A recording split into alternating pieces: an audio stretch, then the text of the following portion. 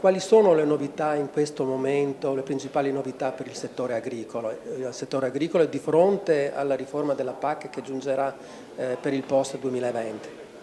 Diciamo che le preoccupazioni per la nuova PAC è comunque un minor budget rispetto a quello a cui eravamo noi abituati a livello nazionale, visto le tensioni che ci sono in Europa in questo momento, soprattutto per la Brexit, e quindi non si capisce se poi l'Inghilterra sarà parte ancora della comunità europea e sarà quindi parte anche attiva nei finanziamenti, oppure anche le tensioni che ci sono con i paesi dell'est che naturalmente vogliono diciamo, equiparare il loro budget rispetto alle altre nazioni di partenza della comunità europea. Questo potrebbe prevedere un abbassamento dei livelli di finanziamento rispetto a tutte le altre nazioni.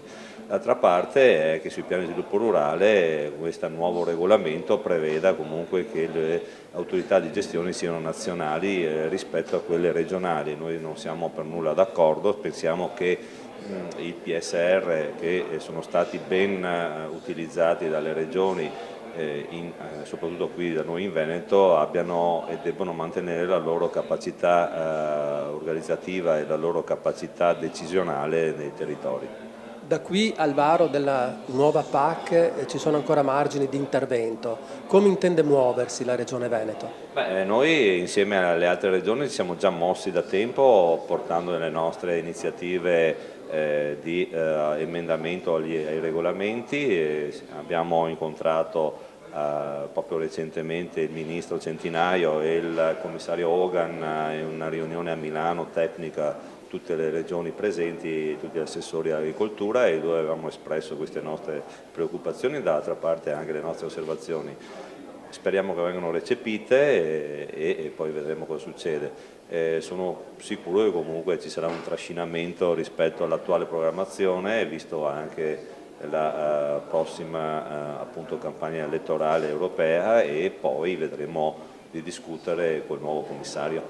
Quindi un incontro come quello di questa mattina, che mette a confronto produttori, mondo accademico, politico, delle organizzazioni agricole, risulta essere un momento molto importante. Sì, io ringrazio Veneto Agricoltura per questo incontro, perché è un incontro formativo, un incontro da fare il punto della situazione sia a livello generale per gli agricoltori, ma sia soprattutto delle categorie, ma per noi poi politici che dobbiamo confrontarci sui tavoli nazionali e europei.